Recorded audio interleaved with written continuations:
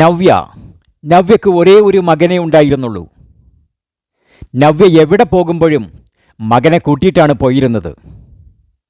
ഒരു ദിവസം അവർ കാശ്മീരിലേക്ക് ടൂറ് പോയി. കാശ്മീരിലെ മനോഹരങ്ങളായ കാഴ്ചകൾ കണ്ടുകൊണ്ടിരിക്കുന്നതിനിടയിൽ മകൻ അമ്മയോട്, അമ്മേ, എനിക്ക് ആപ്പിൾ വാങ്ങിത്തരുമോ?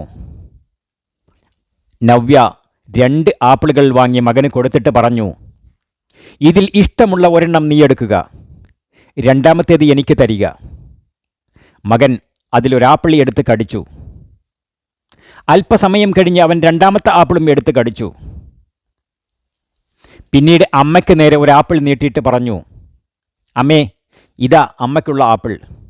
ഞാൻ എന്തിനാണ് 2 ആപ്പിളും കടിച്ചതെന്ന് അമ്മയ്ക്കറിയുമോ?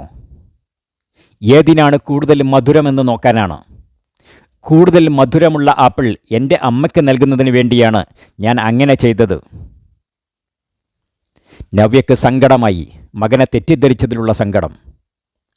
നവ്യ മകനെ ചേർത്ത് പിടിച്ചു. മാതൃസ്നേഹത്തിൻ്റെ അനിർവചനീയമായ ചേർത്തുപിടിക്കൽ.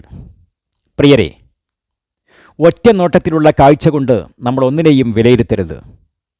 അതിനുശേഷമുള്ള കാര്യങ്ങൾ കൂടി പരിഗണിച്ച ശേഷമേ നമ്മളെല്ലാത്തിനെയും വിലയിരുത്താവൂ. Thank you.